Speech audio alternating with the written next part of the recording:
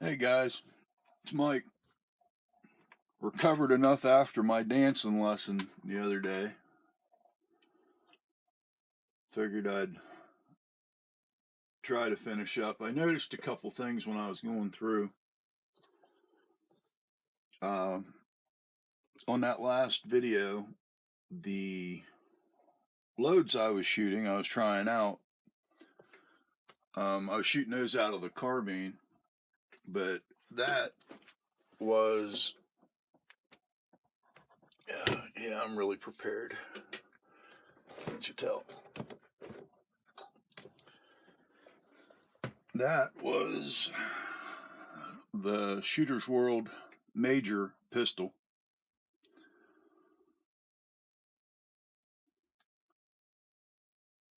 And I had them loaded up at 7 grain, 7.2, I think is actually what it was.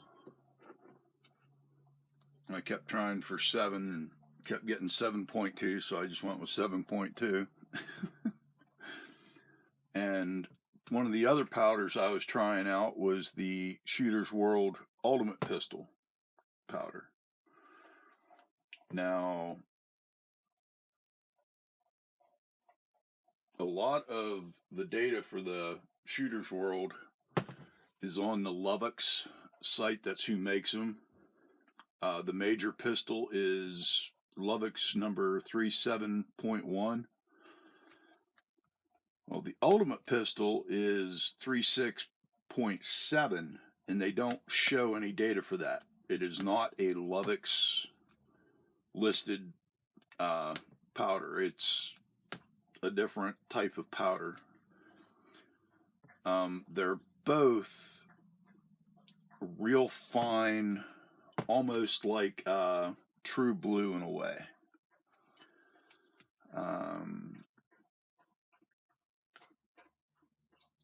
A very fine ball powder. Kind of made me nervous when I first started loading them up because they don't have the normal fill rate of the fill percentage on the case that I was used to. But I mean, they were pretty accurate. I had them loaded up in 9mm with 115 grain XTP hollow points. And I also loaded some up in the in my 357 and in my 38. Of course, my 38 brass I've already got run through they're already deprimed and run through. But this is the 357 brass, and this was one of the things that I wanted to point out that I noticed. I see a lot of guys talking about primers, showing pressure, which, I mean, we all do that. That's how we've always, at least that's how I've always been taught to, is this easy check to see if it's starting to get pressure build up. But the only bad thing is you got to watch and make sure what primers you're using. Both of these were only 5.8, which is at the very bottom of their 357 data for 158 grain lead bullet. And I actually had them loaded out a little bit longer than what they recommend, just to keep some of the pressure down a little bit. But I don't know if you can see it very well or not. That is a flat primer. There's very little rounded edge on that. Let me get it in frame there. I don't know if I can get it to focus in or any better or not. But there's not much roundness left on that. That's pushed out. That is a Remington small pistol primer. Not a Magnum, just a small pistol.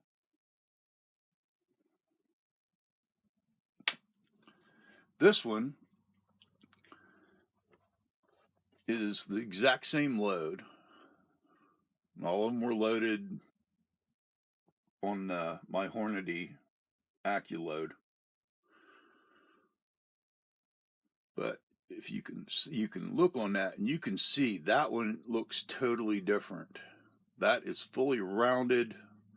It's got a little bit of a flatness on the very top of it. But that's a Winchester. Like I said, exact same load, exact same bullet. The only differences might be from the chamber of the gun, but I had ran out of primers. So I opened up a box of Remington, and this is what I'm getting with the Remington. That's why I had them marked. So I just wanted to check on that, because I've heard that Remington and Federal are softer, CCI are harder. But anyway, now this is out of the carbine, that sub 2000. If you can see that, that was at 25 yards offhand with the red dot, which is a cheap ass red dot. But accuracy was very good. I didn't have my chronograph with me. It was really overcast.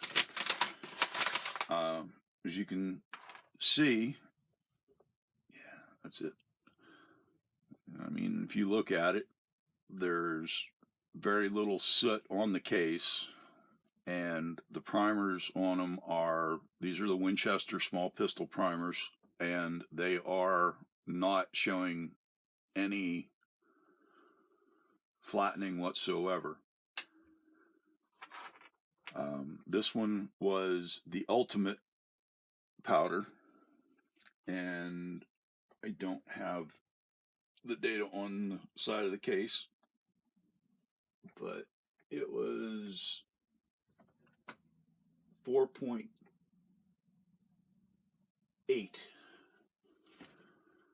if I remember right, of grains of the ultimate. The other was the major. I'm trying not to mess those up. But again, the major powder did really good, especially for me. The other is this one. I don't know if you can see it or not. There's my coffee cup. I don't know if you can see this one. I'm trying to get it in frame here. There we go. Yeah, these 5. These were out of the 44, and they were 10.3 grains of major. Now, there's no data for the 44. These I worked up on my own. I don't recommend anybody else trying these. I mean, the accuracy was good on them, and the primers are totally rounded on them with the Winchester large rifle primers. That's pretty much all I ever use is the Winchester. But in the other one, I don't have the target here. I left it hanging out on the target frame. It was my fun load that anybody who owns a 44, they need to try them. This is 44 Russian. If you can see the difference between the two. I know my fingers are in the way. If you can see the difference between the two of them. These little 44 Russians are fun as hell. A few grains of Trail Boss, 200 grain bullet, I actually had these loaded with the 250 grain Keith cast and powder coated. But the last time I had them out, I ran them over the chronograph, and out of my 7.5-inch barrel Super Red Hawk, they were averaging about 600 foot per second. You can almost see them on the way to the target. But I load these up for my kids to shoot, my grandkids to shoot. They enjoy the hell out of it. Just nice and light. You know, they can shoot it, and then they can go to school the next day and say, "Hey, Grandpa, let me shoot his 44 Magnum." You know, I just never tell them that it's a Russian round in it. I'll tell them when they get older, maybe. But that was my findings from yesterday. I'm still delving into the Shooter's World powders. So far, I like them. The Major is very clean burning.